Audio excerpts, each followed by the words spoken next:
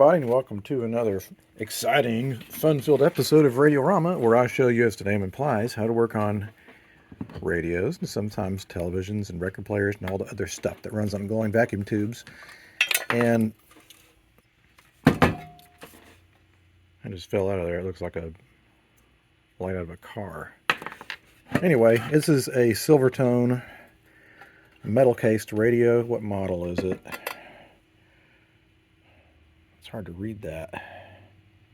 132818. It's a 4-tube Wonder. I believe these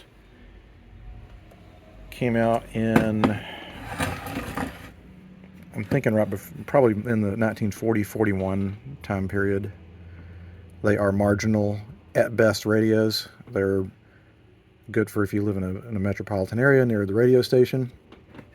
And the handy thing is that they're small, and the case is made out of metal. So you can imagine this would have been a good radio if it was in a, I don't know, in a shop or maybe someone's dormitory, someplace where it's going to get maybe banged up a little bit. I don't know if the set works because the cord is cut, but that's all well and good anyway. I'm going to take it apart. First of all, I want to make sure this is not a hot chassis set, because if it is, that's just dangerous. I'm pretty sure it's not, because it'd be like anytime someone touched this case at all and they happen to be in their bare feet, they could have gotten the crap shocked out of them if it was a hot chassis. So let me take the chassis out and see what's going on there. All right, well, it is a floating chassis. That's kind of what I expected it to be. Here's the other end of the AC line that goes and powers all the filaments. Looks like to me that it is factory original. Nothing's been done to it. That resistor looks pretty cooked. I don't know, I've seen some really crappy looking resistors that were still perfectly fine. Got some signs of trauma here. It looks like some of the stuff in this capacitor oozed out, probably from overheating. That's probably shorted. I find that most of the time the caps in these guys are not really capacitors anymore. They're slightly passive, but let's see. We have 1, 2, 3 electrolytic capacitors via these multicolored wires, and they are rated at 40 and 20 and 20. I'm just going to replace them all with 47 microfarad caps. No biggie there. And where's the common negative? It's in the back here. And where does that go? Such a little chassis, it's hard to see where stuff goes. I think it goes under here somewhere. Might even be going to the other side of that switch. I'll find out once I get that out of there, but all of this needs to be replaced. I don't trust any of it, but there's not much to replace. There's only 1, 2, 3, 4, 5 paper caps, 6, and then 3 electrolytics. And this guy is, of course, the wrong type of capacitor and the wrong value. If we're going to make it safer, then we're going to add one of these fellers here. It's a cross-the-line safety cap rated at 0.01 microfarads, and we want to make sure and put that between that and the other side of the line so that there's less chance of a shock hazard. Okay, so let's go ahead and get started. I'm not sure if I'm going to be able to film this as well as I'd want, but you'll get the idea. So what I want to do is start snipping out and removing old caps. And what I do is I snip one end, 1 lead at a time, leave the other one dangling, then I don't lose my place. The values are written on the sides. This says it's a 0.002 rated capacitor cap, rated at 600 volts. I don't have any of those, but I have some 0.004s. It's not super rocket science when it comes with these little 4 or 5 tube American sets. And I just make a little hook there, and then I get my soldering and my soldering iron. I'm using a Metcal soldering station, by the way. They're a little spendy, but if you do it like me every day of the week, it's worth every penny. Now, you kind of see here how this guy is misshapen, and also it's cracked completely open. Like, that cap is shorted. And if I had attempted to turn that on, if I'd attempted to turn the set on, I probably could have damaged something. Potentially. I don't know. I've seen some capacitors that looked awful and the set just worked anyway. So don't always look at something and assume it's bad. But if you have capacitors that are that old in this set or any set, just replace them all. Just none of them can be trusted. None of them are going to be good, or even if they're miraculously good, they're probably not going to be good that much longer once you start putting the set back into service and heating them up and cooling them down like that. Likewise, I'm going to replace this one. The reason I'm doing this is I need to make room for the electrolytic capacitors. You want to kind of keep your leads as short as you possibly can. And since a lot of the capacitors back then were physically larger, when you stick in your new ones, you don't have to use as much room with them, and that clears your way for more working space from when you're installing other components. And some people insist on desoldering and taking the original leads off of the sockets or the components. That's fine if you want to do it. You can actually risk damaging stuff when you do that, because you start tugging and pulling on things to try to get something loose, then you're just going to put a lot of stress on some of those connections. I've always personally felt as long as you can make a good solid connection, then who cares? Excuse me. Allergies have been acting nuts lately. Okay, so now we've got these two caps replaced, and again, you want to keep everything kind of neat. Sometimes if you're in a weird space, make sure that you see that's not what I'm doing. Is I was testing to make sure it had soldered on correctly, and it didn't. So sometimes it pays to retest your connections. Sometimes it just means that you need to get the connection real hot to flow everything. And that is good. So now I can start replacing the electrolytics. I'm just making sure that there's not anything else touching there. So I've got this lead, and that lead. Let's get 3 individual electrolytic capacitors. 1, 2, 3. So this is when you have a plan of action. Like, what would be the easiest way to mount these? Sure, I could individually put one here, and one there, and then run the negatives from here. But I think the easier thing to do would actually be put all the common negatives of my electrolytics together here and just run jumper wires from there. That seems easier to me for some reason. But before we do that, I need to replace that cap. And so let's get that guy out of here. I'm going to maybe put it somewhere else, so that way I have more room for my electrolytic capacitors, or at least just reorient how the wire is attached, so there's more room. And again, like that old cap is a lot bigger than the new one, so we can maneuver things. Oops! I just slid down. Come on, buddy. Be a useful capacitor. Sometimes you gotta like rehook your wire. All right, so let's solder that bad boy on there. All right, and we'll attach the other side right here.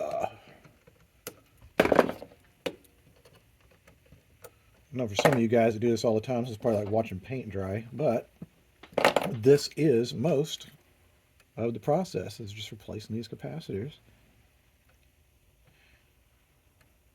So now you see we have a nice open space down here. Let me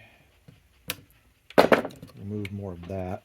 And now what I'm going to do is twist all of my negatives together. Let's get this other guy in here. And our negatives are going to be by the little white stripes that are on the sides of these capacitors. So there we go. Don't need that much. Let's clip that excess off. And what I want to do is kind of make a reinforced stalk towards the base of these guys, because I want to get the solder on there real good and thick, because that is going to act in combination with the wire as basically a sort of terminal strip, if you will. Let's get that cap out of the way and make sure this is going to clear everything. Well, let's do a little more trimming. Just want to get this real good and tight. Okay. I'm just welding itself down there. So now we have 3 nice, neat, positive leads. I want to get that lead as far away from that as possible.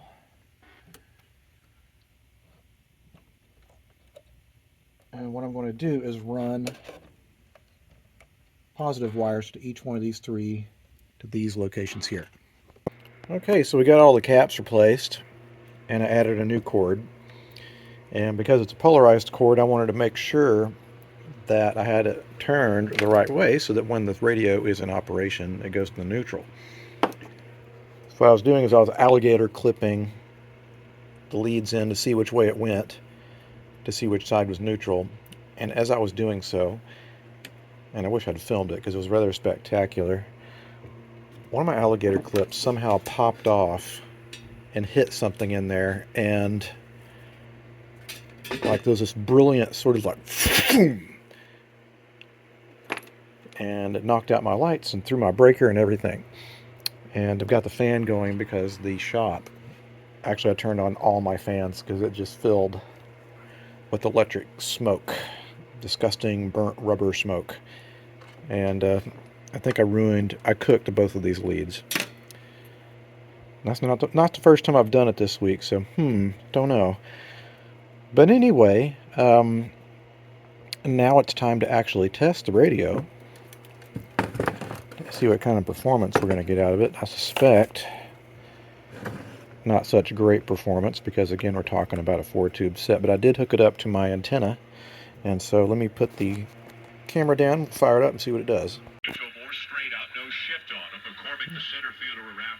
Seems like it works all right, actually.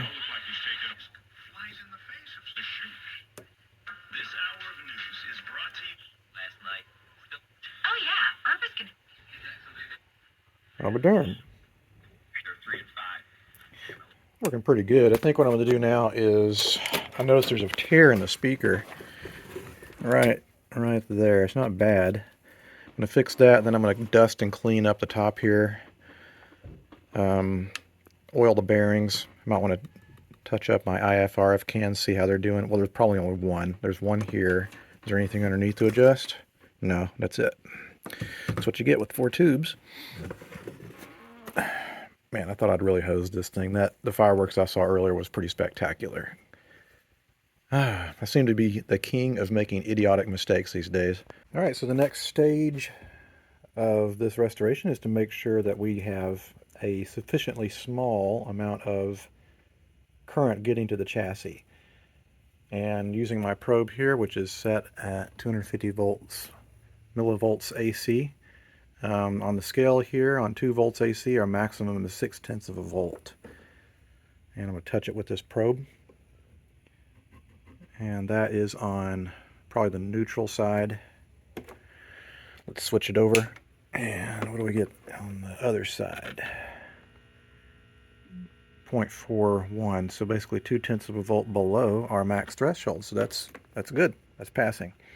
By the way, this is a future episode. This is very rare. It's a Zenith Radio Nurse. Usually these only wind up in museums, but I'll be working on this in a future episode, so look forward to it. Okay, the next stage is going to be installing my oh-so-famous audio input feature. And due to the fact that this has no automatic gain control and it's not a very sensitive set, and I don't like the idea of putting a metal switch coming off a metal chassis on a metal case, I'm not going to have a switch for turning off the radio signal. Instead, I'm just going to have the user tune to a off station where there's nothing and listen to their music. It's going to be more simple. Here is the isolation transformer that I run the audio through. I like to kind of manufacture these before I put them in the set. It's easier instead of doing it once it's glued in. I usually roughen up the two surfaces and then use some Gorilla Super Glue to glue these down. And your right and left channels get tied together through a set of 33 ohm resistors, and that makes your true mono. And then the other side, which is the secondary, by the way, of the isolation transformer, is your ground. One side of this goes to the top of the volume, and the other side goes to the bottom. The bottom being the negative, the ground. And so the top of the pot's where the radio signal goes in, and we'll be feeding our audio through there. And likewise, I had this audio cord running through, tied a knot in the end so you can't jerk it out of the hole, and I've got a grommet here so it won't chafe. And so we'll install that and see how it sounds. Okay, so we have this wired up, and I have my Bluetooth running through it, and it seems to work just fine.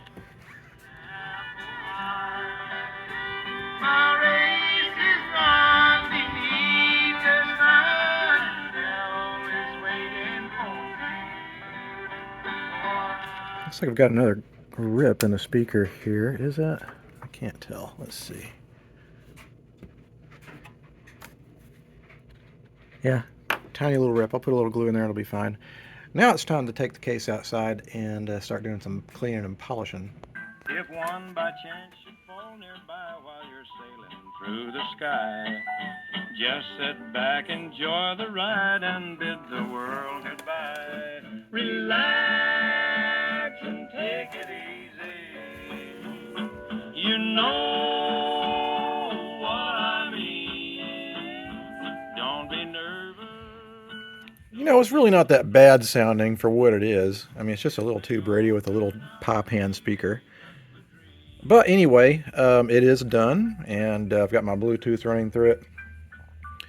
And I think the finish on it turned out just fine. I mean, it's not perfect, but I will prefer a imperfect but decent original finish over a new finish if I can help it. I used to just automatically spray paint these guys, but I looked at the finish on it and it looked like I could save it. If it's totally hosed, sure.